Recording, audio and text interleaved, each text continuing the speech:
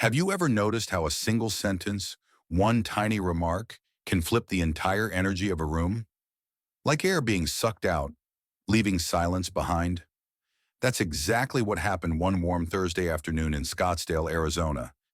Inside a restaurant polished to perfection, where arrogance thought it could hide behind money, but respect had other plans. The restaurant itself was the kind of place that screamed wealth without raising its voice. Marble counters gleamed under soft golden lights. Polished wooden tables reflected the glow of candles meant for ambiance rather than warmth. Every chair had been chosen with precision, plush, deep, and expensive enough to remind diners that they weren't just paying for food, they were paying for status. The staff moved like clockwork. Plates balanced, glasses filled, smiles rehearsed but not insincere. And at the heart of it all was Naomi Caldwell, a young black waitress whose presence was both professional and quietly radiant. Naomi wasn't the type to fade into the background. She carried herself with an assurance that didn't come from titles or money, but from experience. Years of handling every type of customer imaginable. She remembered names, noticed details, and carried with her a natural grace that customers felt without even realizing it. To many of the regulars, she wasn't just a waitress. She was part of what made the restaurant feel alive. But that day, fate had seated her in front of a man who didn't care about any of that. His name was Kareem Al-Sarif, a billionaire businessman visiting from Dubai. He was known in certain financial circles as ruthless, someone who measured worth in numbers, in assets, in net gain. His tailored charcoal suit looked like it cost more than most people's cars. A gold watch clung to his wrist, catching the light each time he adjusted his cuff. And he had that aura, the kind that said, "I get what I want when I want it." Naomi approached his table by the wide front window, notepad in hand, her smile polite but steady. "Good afternoon, sir. Welcome. Can I start you off with a drink?" Kareem didn't look up. He was too busy flicking through his phone, thumb scrolling with the indifference of someone who believed the world revolved around his schedule. After a long pause, he finally glanced up, gave Naomi a once-over, and muttered, "Water with lemon." Nothing else. No smile. No thank you. Just a clipped order, delivered like a command. Now here's where I pause to reflect. Because if you've ever worked in the service industry, you know this type. The ones who don't see a person in front of them, just a uniform. And when you experience it long enough, you learn to swallow it, because survival means choosing grace over pride. That's exactly what Naomi did in that moment. She nodded. "Of course, I'll bring that right out." But as she turned, something shifted. Kareem leaned toward the younger man across from him, an eager associate in a navy blazer who clearly wanted to impress his powerful boss. And then, in Arabic, Kareem muttered a few words. The tone said it all. Even if you didn't speak the language, you could feel the bite in it, a sharp, dismissive sneer disguised in foreign syllables. The associate chuckled awkwardly, eyes darting to his plate, too nervous to respond in full. Naomi returned with the glass of water. She placed it carefully in front of Kareem. Her smile didn't waver, but her eyes caught the flicker of his smirk. And here's the part Kareem didn't know. Naomi understood every word. She had grown up in Casablanca, raised by her grandmother after her parents' divorce. Arabic wasn't a language she had studied from a book. It was the language of her childhood, of markets and prayers and late-night stories whispered under Moroccan skies. To her, Arabic wasn't foreign. It was home. So when Kareem tossed insults under his breath, believing himself safe, Naomi heard it all. Still, she didn't react. Not yet. She returned to the bar, where a co-worker, Brandon, raised an eyebrow. "Everything good over there?" Naomi shrugged. "Same as usual. Some people don't see you. Just the tray in your hand." She said it lightly, but inside something simmered. She had dealt with rudeness before, sure. But this was different. It wasn't just arrogance. It was personal. It was cultural. It was aimed at her in a language that wasn't meant for her to understand. And that's what made it sting. Back at the table, Kareem scrolled his phone again, tossing another sharp comment in Arabic to his associate, followed by a chuckle. He thought he was untouchable, that no one in this American restaurant could possibly decode his words. What he didn't know was that every insult was planting a seed, one that would soon grow into a moment he couldn't control. Naomi approached again. "Have you had a chance to look over the menu?" she asked evenly. Kareem finally set his phone down. His eyes met hers, and for a brief moment there was a challenge in them, as if daring her to flinch. "Bring me the lamb, and make sure it's not overcooked. I don't trust kitchens in this country." Naomi wrote it down, her pen steady, her expression calm.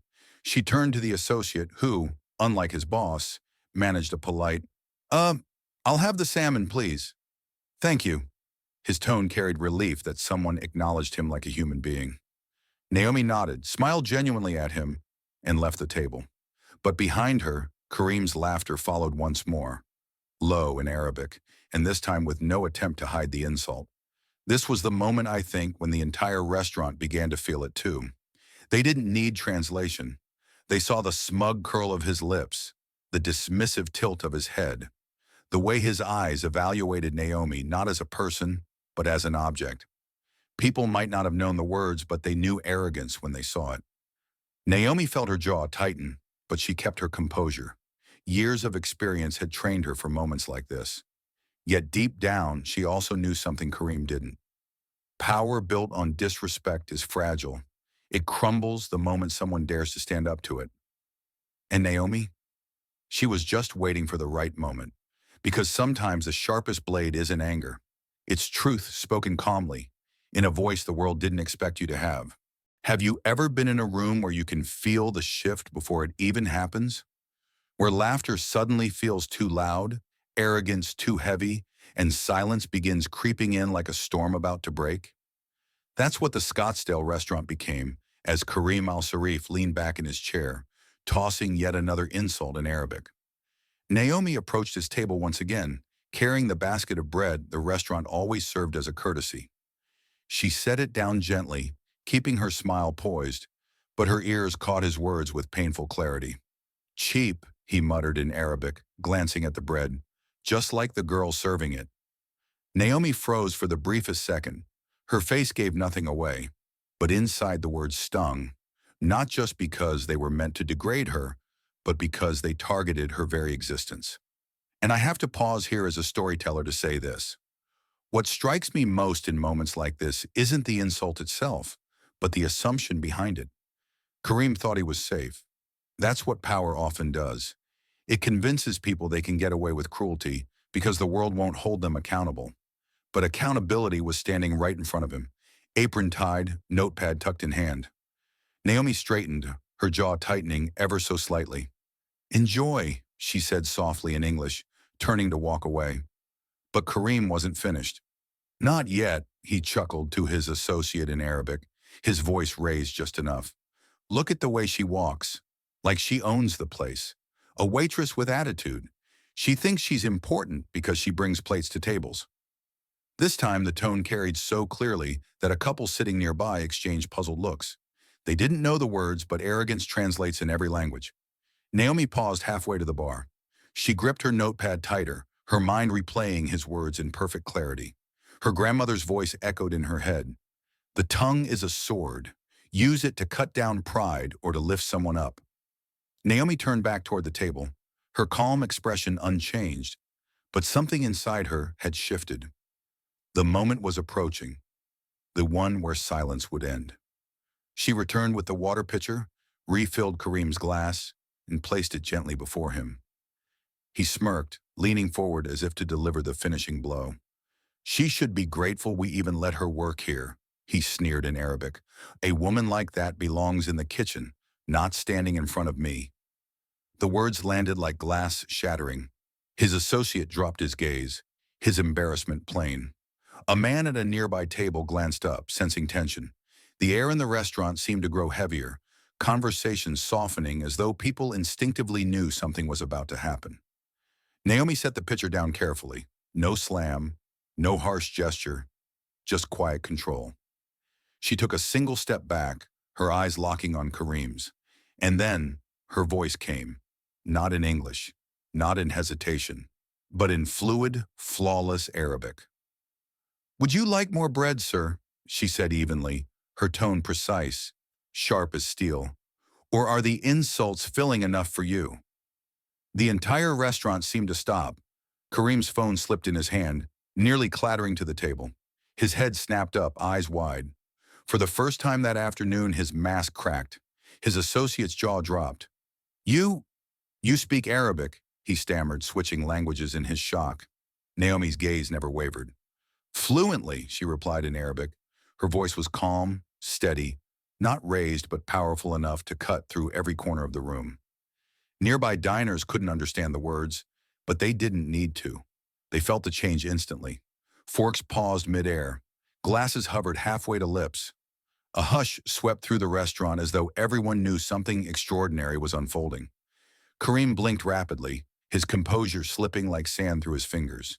He forced a brittle laugh. Oh, so you picked up a few words from a phrase book. Cute. Naomi didn't flinch. No, she said clearly, her voice carrying. I picked it up from my grandmother, who raised me in Casablanca. Every word you've spoken since I came to this table, I understood. Gasps rippled across the nearest tables. Even those who didn't know Arabic could feel the gravity of her words. Her presence filled the space, her voice commanding attention in a way that had nothing to do with volume and everything to do with truth. Kareem's lips parted, searching desperately for a comeback. Nothing came. Naomi leaned just slightly closer, her words deliberate, her eyes unblinking. You assumed I was beneath you, that my uniform meant I couldn't understand. But respect isn't optional. Not here, not anywhere. Her voice wasn't loud, but it was undeniable. And let me pause here to say, this was the moment that changed everything. Because what Naomi did wasn't just about answering back in Arabic. It was about shifting the balance of power with dignity, not rage. It was about reminding everyone in that room, including us watching this story unfold, that money can buy attention, but it can't buy respect. The silence that followed was suffocating. Even the clatter from the kitchen seemed to still. The restaurant had become a stage, and Naomi, once just a waitress, stood center spotlight. Kareem's associate tugged at his blazer nervously. Maybe we should keep it down, he muttered, his voice almost pleading. But Kareem wasn't ready to surrender. His pride wouldn't let him. You think because you can speak a language you're my equal? He hissed in Arabic, his words sharper now, defensive. Naomi didn't blink. Her voice came soft but firm. I don't need to think it. I know it. And let me remind you, your language doesn't belong to you. It belongs to anyone willing to respect it, which clearly, you don't. Her words struck harder than any raised voice could have. The associate sat back, half covering his mouth, while the couple at the next table whispered, Wow. Kareem clenched his jaw. He stabbed a piece of bread with his fork, his movements sharp and angry, trying to reclaim some sense of control. But it was gone. Naomi tilted her head, her tone calm but unyielding. You asked if I thought I was your equal. The truth is, I don't need your permission to be. Everyone in this room already knows the answer.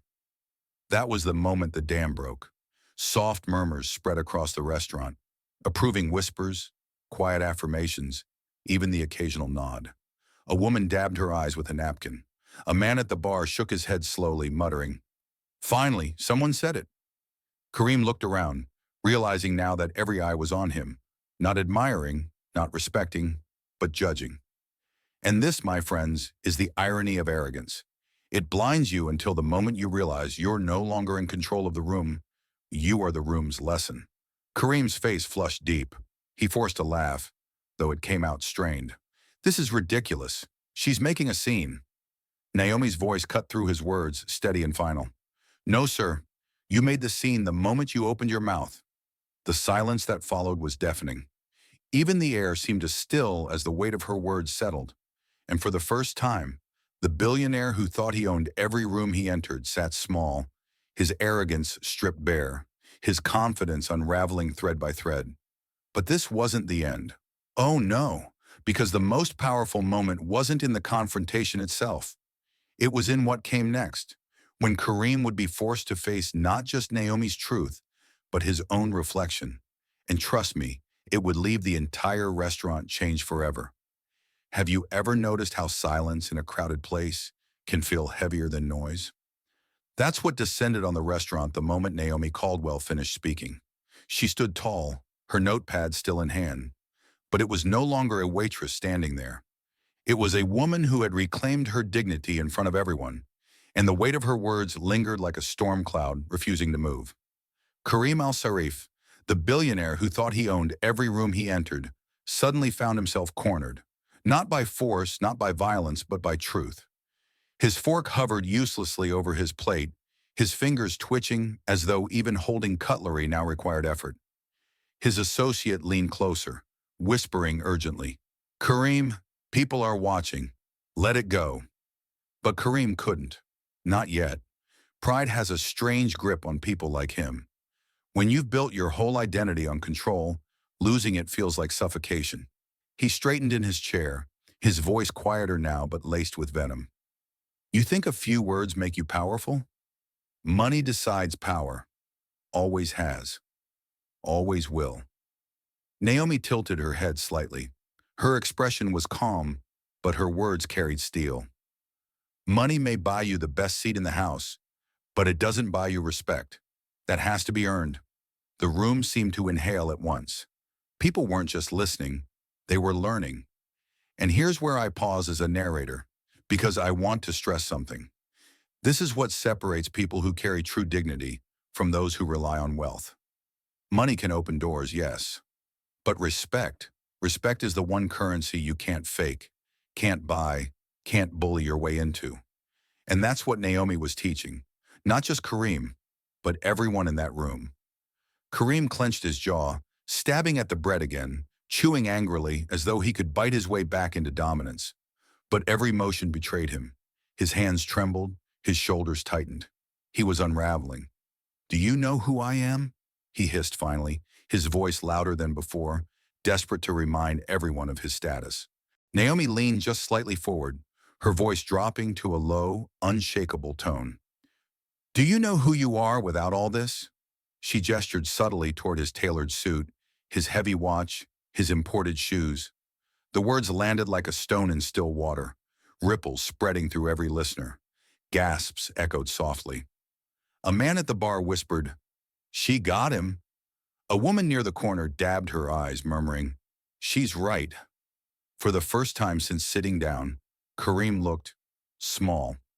Not because he had less money, not because his suit lost its shine, but because his arrogance had been stripped bare, and without it, he had no shield. The associate leaned forward again, his voice low but carrying. "Kareem, she's right. People are looking. Let's not make this worse." That sentence landed harder than anything Naomi had said, because in that moment, Kareem realized something chilling.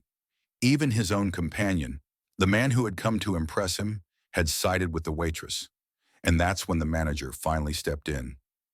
Charles Vega, a man in his 50s with salt and pepper hair, walked calmly over to the table. He had been watching from the bar, waiting to see how far things would go. His voice was even, professional, but firm. "Is there a problem here?" Kareem seized on the lifeline. "Yes," he snapped, pointing toward Naomi. "This waitress decided to lecture me in the middle of my meal. I expect professionalism." Charles cut him off, his tone calm but sharp enough to slice through the room. "I've been standing here long enough to know she handled herself more professionally than most would. Sir, I think you owe her more than just your silence." The restaurant erupted in murmurs. Heads nodded. Approval rippled like a current through the room. Kareem's face flushed crimson. He wasn't used to this, being contradicted, being judged, being cornered in public. He looked around desperately, but every face staring back at him carried quiet judgment. Naomi didn't gloat. She didn't smirk. Her voice remained calm, steady, unshaken. "You walk into places like this expecting silence from those who serve you. But you forget, we have voices too. And today I chose to use mine." The words struck like thunder. Kareem's shoulders slumped slightly. He forced a laugh, brittle and hollow. "This is ridiculous. You're all making a scene." Naomi's reply was swift, final. "No, sir. You made the scene the moment you decided respect was optional. And that, right there, was the dagger. Because it was true, undeniable, and everyone in the room felt it. For a long moment, Nothing moved. Not a glass, not a fork, not even the air itself. It was as if the entire restaurant hung suspended in Naomi's words. Finally, Charles stepped in once more. His tone carried authority now. Sir, you're welcome to stay and finish your meal quietly. But if this continues, I'll have to ask you to leave. The billionaire who once thought he commanded every space was left with two choices: leave in shame or stay in silence. Either way, the room had turned against him. Kareem swallowed hard. His chest rose and fell quickly, his carefully constructed composure slipping further away. He nodded stiffly, lowering his gaze to the table. Naomi adjusted her notepad, tucked her pen behind her ear, and said evenly, "Your lamb will be out shortly." And that, ironically, was what humbled him most. Her calmness, her professionalism. She didn't need to destroy him. He had done that himself. When the lamb finally arrived, Naomi served it with the same grace she gave every customer. No sarcasm, no smugness, just quiet dignity. Kareem glanced up at her, but this time his eyes didn't carry superiority. They flickered with something else: uncertainty, maybe even shame. His associate sat stiff beside him, refusing to meet his gaze. For a while, the only sounds at the table were the scrape of knives against plates, the faint clink of silverware. The rest of the restaurant slowly returned to life, though the weight of what had happened lingered in every corner. Halfway through his meal, Kareem finally put his fork down. He cleared his throat, his voice quieter now, stripped of arrogance. "You speak beautifully," he said in Arabic. Naomi tilted her head slightly. "It's not the language that's beautiful, it's the respect you put behind it." Kareem opened his mouth, then closed it again. For a man used to sealing billion-dollar deals, words had never felt heavier. His associate finally spoke softly, respectfully to Naomi. "Your grandmother, she sounds like she was a strong woman." Naomi's eyes softened at the mention. "She was. She taught me that dignity isn't about what you wear or how much money you have. It's about how you treat people who can do nothing for you." The words landed with a weight no money could match. People at nearby tables nodded, some dabbing at tears, others whispering quietly to each other. Kareem looked down at his plate. His bravado was gone. For once, he was just a man, stripped of arrogance, stripped of his shield, facing the truth he could no longer escape. When Naomi returned to clear the plates, Kareem reached into his jacket, pulled out his wallet, and slipped several crisp bills onto the tray. But when she reached for it, she didn't even glance at the money. She looked him straight in the eye. "Respect matters more than tips." The words landed heavier than any amount of cash. Kareem hesitated, then gave a small, almost imperceptible nod. It wasn't a spoken apology, but it was the closest thing to one he had ever given. As he and his associate left the restaurant, the air seemed to lighten. Customers exhaled, conversations resumed, but the story had already taken root. They had witnessed something unforgettable. Not just a clash, but a lesson. Charles, the manager, walked past Naomi, giving her a quiet pat on the shoulder. "Handled like a pro," he murmured. Naomi smiled faintly and went back to work. Because for her, this wasn't about recognition or glory. It was about something far deeper. The truth was simple. Money and titles may demand attention, but they can never command respect.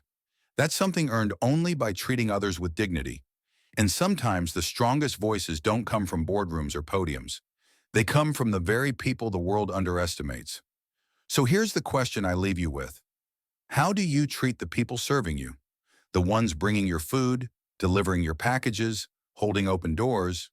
Do you see them, or do you look past them? Because one day, you might discover that the person you dismissed is the very one who teaches you the lesson you needed most.